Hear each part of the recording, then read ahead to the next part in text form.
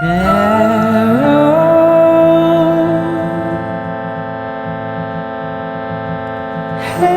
asleep,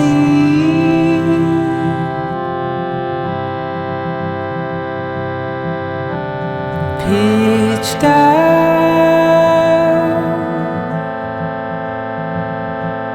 pitch dark.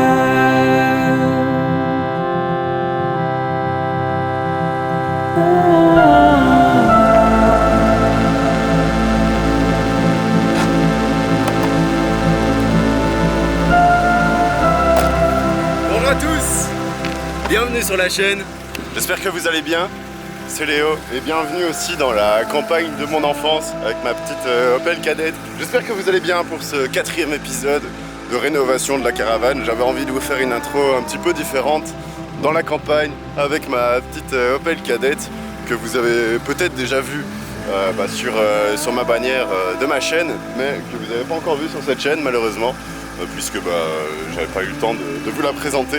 Mais voilà, avec cette petite intro, vous pouvez la voir plus en détail. Écoutez, je vais vous emmener faire un petit tour avec moi. On va parcourir les chemins de campagne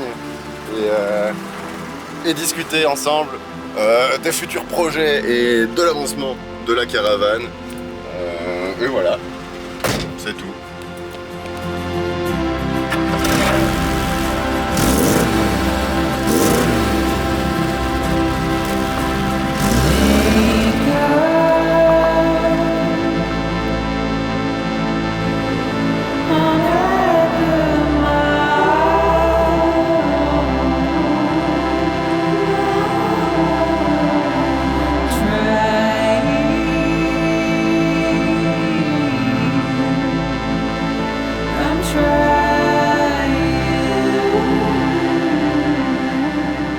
Le premier petit point que j'aimerais bien aborder, c'est simplement trouver un camping en Belgique. Trouver un endroit pour poser sa caravane en Belgique, c'est assez compliqué, je trouve. Au niveau des campings qui sont ouverts toute l'année, il y en a à peine une dizaine en Belgique. Il n'y a pas du tout dans ma région. Soit c'est à la mer du Nord, soit c'est tout dans le sud de la Belgique.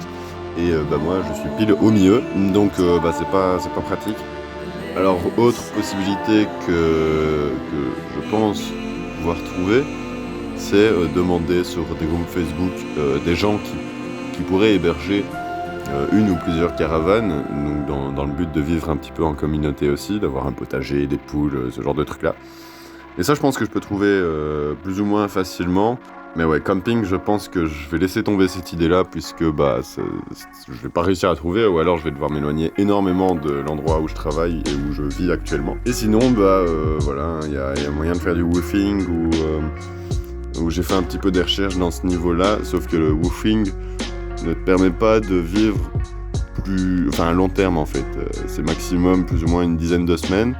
Alors je suppose qu'il y a moyen de trouver, mais en tout cas sur les sites où j'ai cherché, il n'y avait pas de possibilité de dormir, de rester plus de 10 semaines sur un endroit. Donc changer d'endroit tous les 2 mois, ça me fait un peu chier, tous les 2-3 mois c'est un peu chiant. Moi je veux vraiment un truc plus ou moins définitif où je peux rester minimum 1 an, puisque j'ai pas envie de déplacer chaque fois ma caravane, c'est un petit peu chiant.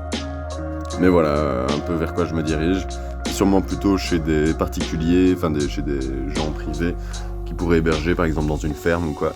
Alors même si c'est pas légal entre guillemets de poser sa caravane dans un jardin, on va pas se mentir, c'est un petit peu compliqué d'être dans la légalité quand tu vis en caravane et que tu veux te poser quelque part. C'est très très compliqué, c'est la même législation que les tiny house, je pense, puisque c'est juste des maisons sur remorque en soi, des petites maisons sur remorque. Et donc voilà, faut réussir à jouer un petit peu avec les législations et trouver ce qui est plus ou moins possible de faire dans la mesure du possible, sans devoir s'éloigner à 30 000 km de chez toi et voilà, faire du trajet tous les jours. Voilà un peu où je me positionne pour le moment dans mon emplacement de vie, mon futur emplacement de vie. Ensuite, au niveau des travaux de la caravane, avec le temps de merde qu'on a en Belgique pour le moment, j'ai pas des masses avancées, mais j'ai fait quand même quelques petits trucs, notamment un bandeau LED qui contourne le lit, qui me permet d'avoir une lumière plus diffuse et plus moderne aussi. Donc ça donne un bon coup de jeune à la caravane.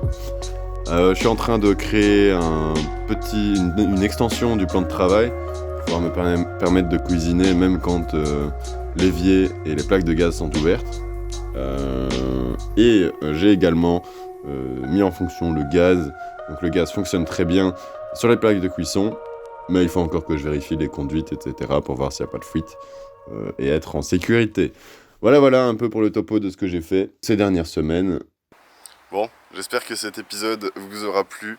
Avant de vous quitter, il reste toujours la question du nom pour la caravane que je voulais donner.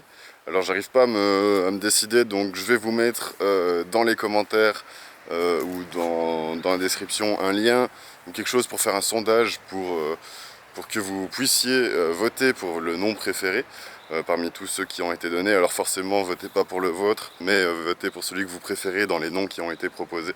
Et comme ça, ce sera plus facile pour moi de choisir après. J'espère en tout cas que cette vidéo vous aura plu, que ça vous aura donné des idées ou je ne sais quoi pour votre propre rénovation. En tout cas, moi je vous dis à la prochaine. Ciao, bye bye.